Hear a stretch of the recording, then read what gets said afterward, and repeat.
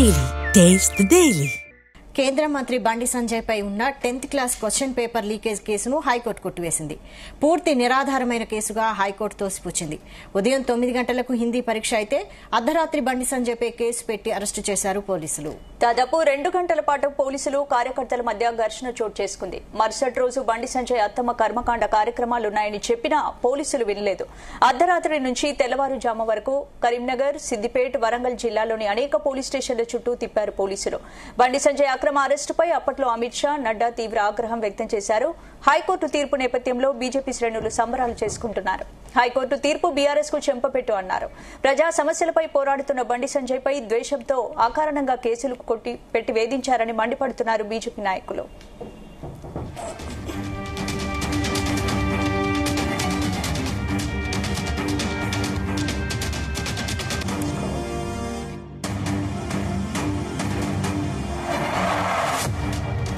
ఇదే అంశానికి సంబంధించి పూర్తి అప్డేట్స్ మా క్రైమ్ బ్యూరో చీఫ్ రవితేజ అందిస్తారు. రవితేజ,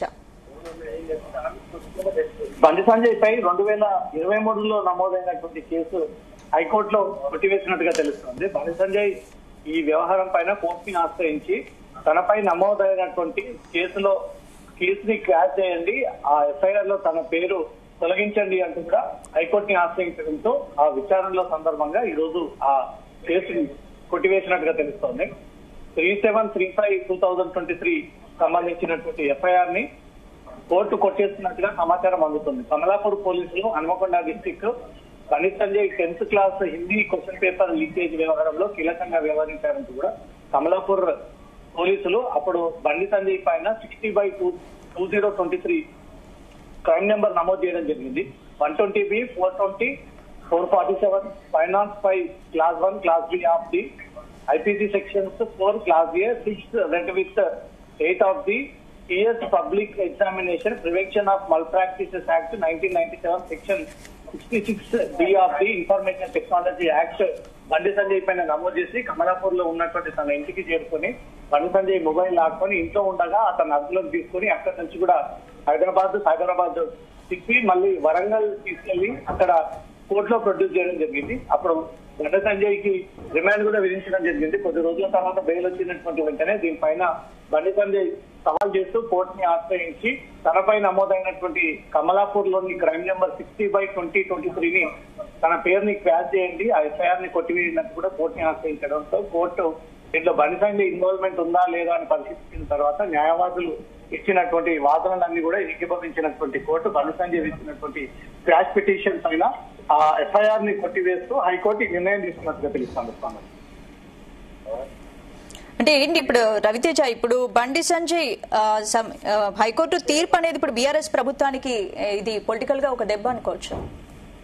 బీఆర్ఎస్ అధికారంలో ఉన్నప్పుడే తప్పుడు కేసులు నమోదు చేసి బండి సంజయ్ని ఏ రకంగా ఇబ్బంది పాలు చేయాలన్న ఉద్దేశంతో తనపైన అక్రమ కేసు పెట్టారు. 10th class Hindi paper examination కి సంబంధించి కొంతమంది గోడ దూకి ఆ పేపర్ ని తీసుకొచ్చి బయటికి లీక్ చేశారు. అదంతా కూడా బండి సంజయ్ నేతృత్వంలోనే జరిగింది. బండి సంజయ్ అనుచరులే అతని ఆదేశాల ప్రకారంగా పనిచేశారంటూ కూడా బీఆర్ఎస్ అప్పట్లో పోలీసుల పవర్ ను ఉపయోగించుకొని ఈ కేసు నమోదు చేసి అప్పట్లో అరెస్ట్ చేసి బండి సంజయ్ ని రిమాండ్ చేయడం జరిగింది.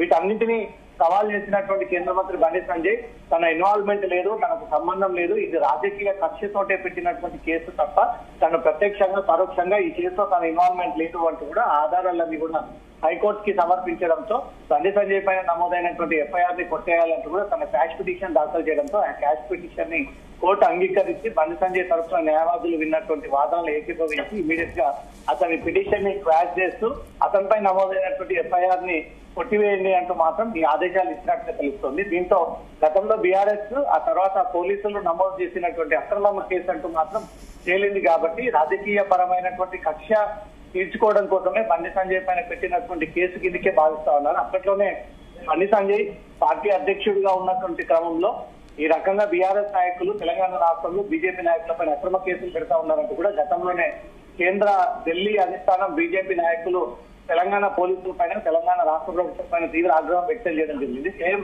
అదే వ్యవహారంలో కేసుని ఈ రోజు కొట్టివేస్తూ కోర్టు నిర్ణయం తీసుకుంది. కాబట్టి బండి సంజయ్ పైన నమోదు చేసినటువంటి కేసు తప్పుడు కేసు కిందకి భావించే కోర్టు ఈ ఎఫ్ఐఆర్ ని క్యాచ్ చేసిందంటే మాత్రం బీజేపీ నాయకులు అంటారు. Right, thank you Raviteja.